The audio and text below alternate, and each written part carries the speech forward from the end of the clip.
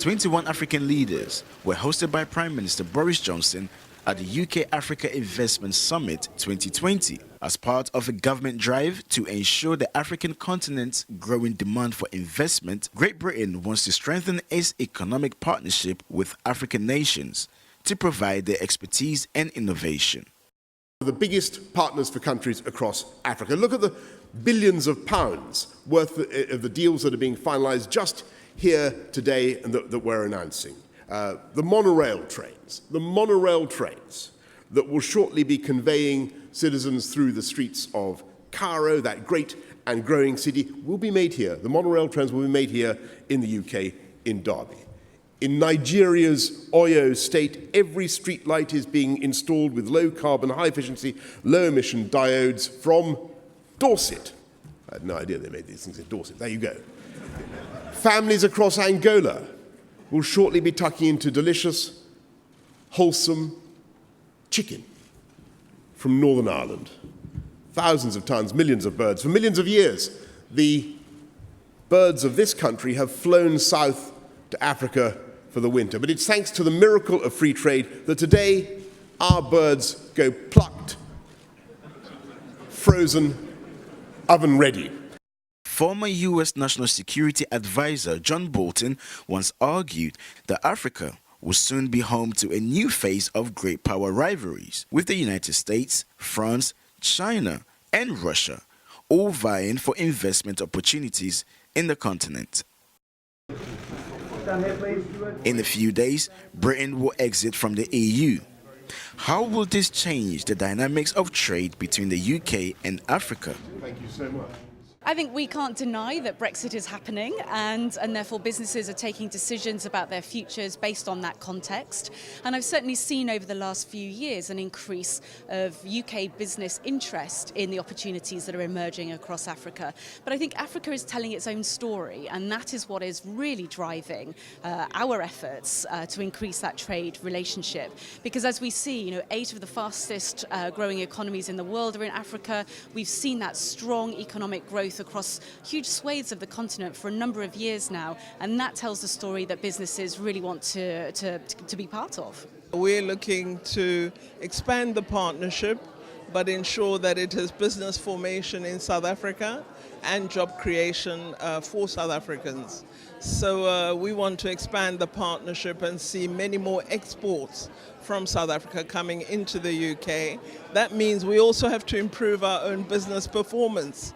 We've got to ensure that these minerals that we're exporting have value added to them, so that we're exporting finished goods rather than raw materials that are finished elsewhere and then we purchase the value-added product in South Africa and in Africa. This is the African challenge that all of us must address. We've established innovation centers where we're looking at minerals beneficiation and really improving the equation toward us as producers of mineral resources. There's a different approach from the African leaders and delegates, as they want a fair level playing field when it comes to trading with the UK after Brexit.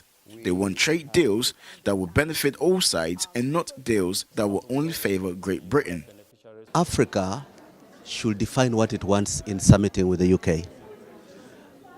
It should not allow a circus that because we have the Sino-Africa Summit, we have TICAD with Japan, we recently had Sochi with Russia, we're having Turkey talking about meeting with African leaders, that all of a sudden we are another suitor to the British to come in.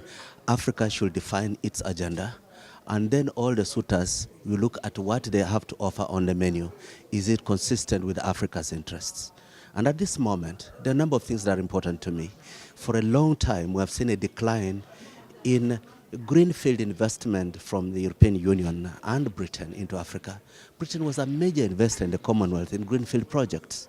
But then it has shifted. You see more predominantly portfolio investment, speculative investors, people intervene on the bond markets, people will invest in treasury paper.